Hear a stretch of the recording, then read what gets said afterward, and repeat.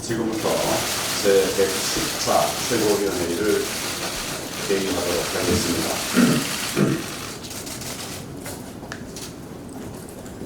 모두가 비정상입니다. 어제는 대한민국 국민의 입장에서 참기 어려운 수치와 분노를 느꼈던 하루였습니다. 북한은 지난 토요일 또다시 미사일을 발사한 데 이어서 어제는 우리에게 입에 담기도 힘든 모욕을 퍼부었습니다. 그 구체적인 내용은 여러분 잘 아시리라 생각하고 제 입으로 담지 않겠습니다. 그런데 이처럼 우리 국민들이 치욕을 당하고 있는데도 대통령도 청와대도 국방부도 여당도 굳게 입을 다물고 있습니다. 이 정권의 눈에는 국민의 상처받는 자존심은 아예 보이지 않는 모양입니다. 야당의 정당한 비판에는 핏대를 세우고 비판하면서 북한의 모욕적인 언사에는 왜 한마디 반박 못하는 것입니까? 김정은과 핫라인 개통했다고 큰소리 쳤는데 당장 전화를 해서 따져야 하는 것 아니겠습니까? 북한의 큰 빚이라도 지고 있는 건지 아니면 총선 때 신세 지려고 지금부터 엎드리고 있는 건지 국민들은 의혹을 갖고 있습니다. 더 심각한 문제는 북한의 노골적인 통미 봉남에 대해서 이 정권이 사실상 아무런 대책도 없다는 것입니다. 북한은 대화에 나간다 해도 철저히 미북 사이에 하는 것이라고 했습니다. 남북 대화는 없다고 못을 받기도 했습니다. 이런 식이라면 앞으로 미북 대화가 재개된다고 해도 대한민국의 국익과 우리 국민의 안전이 지켜질 것이냐 누가 장담할 수 있겠습니까? 미국은 북한의 ICBM만 폐기해서 자국 안보를 챙기고 이를 대가로 북한이 핵을 용인받는다면 우리 국민 모두가 북한의 핵인질이 되고 핵 노예가 되는 것이 아니겠습니까? 결국 지금 남북 관계도 한미 관계도 미북 관계도 어느 것 하나 정상적이지 않은 상황이 돼버렸습니다. 한반도 운전자 운운하던 문재인 정권의 불종적 대북 정책이 대한민국의 안보 파탄을 불러온 것입니다. 저는 지난 토요일 북핵 외교안보 특위를 긴급 소집했습니다. 문재인 대통령에게 5가지 요구사항을 내놓았습니다. 첫째는 북한 도발을 막기 위한 실효성 있는 대책을 내놓을 것. 둘째는 9.19 남북 군사합의 폐기 선언과 강력한 대북 메시지를 낼 것. 셋째는 외교안보 라인 전면 즉각 교체할 것. 넷째는 한미일 공조체계 복원에 나설 것. 다섯째는 총체적 안보 붕괴에 대해 대통령이 국민 앞에 사과할 것. 국민의 목소리를 담은 5가지 요구 사항이었습니다. 이제라도 문재인 대통령은 이러한 국민적 요구를 수용해서 대북 정책과 안보 정책의 틀을 완전히 바꿔야 합니다. 계속해서 굴종적 대북 정책, 한미 동맹 파탄 정책을 고집한다면 우리 당은 나라를 지키고 국민의 생명과 안전을 지키기 위해서 국민과 함께 더 강력하게 맞서 싸울 수밖에 없습니다. 국민의 불안과 분노가 이제 임계점에 도달했습니다. 이것을 깨닫지 못한다면 무거운 국민적 저항에 직면하게 될 것을 엄중히 경고합니다.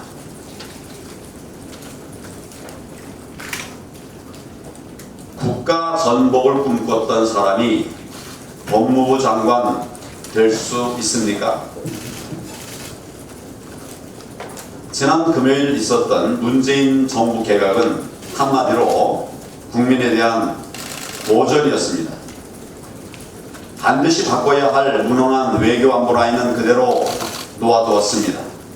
그리고 국민과 야당이 결사 반대하는 조국 전 청와대 민정수석을 기어코 법무부 장관으로 임명하겠다고 했습니다. 과거 정권에서 민정수석이 법무부 장관으로 직행했을 때 민주당 뭐라고 했습니까? 민정수석이 법무부 장관으로 가려고 했을 때 민주당 뭐라고 했습니까? 검찰을 선거에 이용하려는 최악의 측근인 사람으로 비판했었습니다. 군사 독재 시절에도 차마 못했던 일이라고 하지 않았습니까? 이 정권이 이러고도 민주주의를 이야기할 자격이 있을까요? 게다가 조국 지명자는 민정수석으로 근무하는 동안에도 비뚤어진 그리고 편향된 인식을 여지없이 드러냈습니다. 정부와 견해가 다른 국민들을 친일파로 매도하는 사람이었습니다. 이 사람에게 공정한 법치를 과연 우리가 기대할 수 있겠습니까? 무소불위의 사법 권력을 이용해서 야당을 탄압하고 권력의 비리를 덮을 것이라고 하는 합리적 의심을 가질 수밖에 없습니다. 더욱이 조국 지명자는 과거 남한사회주의 노동자동맹 상호명으로 알려져 있습니다. 남한사회주의 노동자동맹 관련 사건으로 실형까지 선고받았던 사람입니다. 상호명은 어떤 단체인가? 무장 봉기에 의한 사회주의 혁명 달성을 목표로 폭발물을 만들고 무기 탈취 계획을 세우고 자살용 독극물 캡슐까지 만들었던 반국가 조직이었습니다. 상호명, 과연 조국 전 수석이 이 일들에 대해서 자기 반성을 한 일이 있습니까? 아무리 세상이 변했다고 해도 국가 전복을 꿈꾸는 조직에 몸담았던 사람이 법무부 장관에 앉는 것이 도대체 말이 되는 이야기입니까? 그러지 않아도 우리 안보가 위태로운 상황인데 이런 사람이 법무부 장관이 되면 검찰이 과연 제대로 공정한 수사를 할 수가 있겠습니까? 또한 조국 지명자는 이미 무능이 명확하게 드러난 인물입니다. 하는 일마다 펑크를 냈습니다. 그리고 딴짓했습니다. 민정수석의 가장 큰 임무인 인사검증에 실패했습니다. 무려 16명의 장관급 후보자가 청문회를 통과하지 못했습니다. 과거에 없었던 일입니다. 본연의 업무는 제대로 하지 못하면서 SNS 정치로 국론을 분열시키는 데 앞장섰습니다. 민간인 사찰, 블랙리스트 의혹까지 받고 있습니다. 오죽하면 서울대 제자들의 부끄러운 동문 투표에서 압도적 1위를 기록하겠습니까? 문재인 대통령이 또다시 국회를 무시하고 임명을 감행한다면 국민들께서 더 이상 용납하지 않으실 것입니다. 문재인 대통령은 즉각 조국 후보자 지명을 철회하기를 바랍니다. 독선과 오만의 국정 운영은 불행한 종말로 이어진다는 역사적 교훈을 문재인 대통령은 반드시 명심하기를 바랍니다.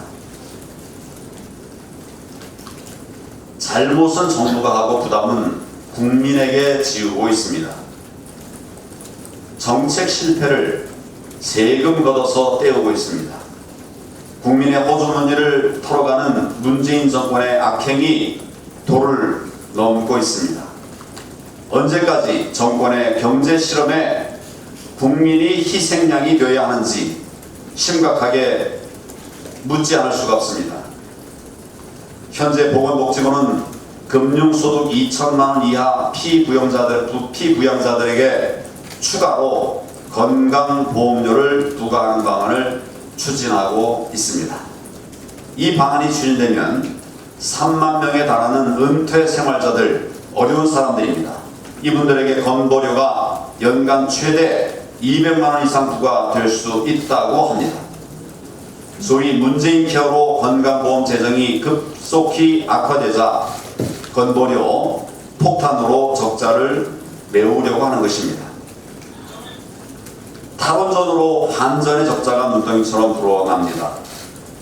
그러자 내년 하반기부터 실질적으로 전기요금을 인상하기로 했습니다. 총선만 넘기고 내년 하반기 올린다는 건 무슨 말입니까? 총선만 넘기고 전기요금 폭탄을 떨어뜨리겠다고 하는 정말 치졸한 발상이 아니겠습니까? 세금은 세금대로 낭비하고 전기요금을 비롯한 국민 부담은 늘릴 그런 꼼수만 찾고 있으니 참으로 분노하지 않을 수가 없습니다. 일자리 정책 실패로 청년 실업률이 급등하자 이것도 세금으로 눈가림하고 있습니다. 1,000억 원 넘는 세금을 들여서 미취업 이공계 졸업생들에게 연구 보조 명목으로 매월 150만 원을 지급하고 있습니다. 실제로 하는 일이 없어서 받는 학생들도 미안해한다는 말까지 들립니다. 내년 총선을 앞두고 이런 식의 세금 살포 정책이 더 기승을 부릴 것 같아서 정말 걱정이 태산입니다. 경제정책을 전환해서 경기의 선순환을 일으켜야 하는데 포퓰리즘 정책으로 국민을 속이는 데만 혈안이 되어 있으니 나라의 미래까지 걱정하지 않을 수가 없는 참담한 상황입니다. 좌파 포퓰리즘의 끝은 결국 국난과 민생 파탄이라는 것이 베네수엘라, 그리스 이런 여러 나라들에서 이미 입증이 되었습니다. 문재인 대통령과 이 정권은 포퓰리즘 중독에서 깨어나서 올바른 경제 정책 대전환에 즉각 나설 것을 촉구합니다.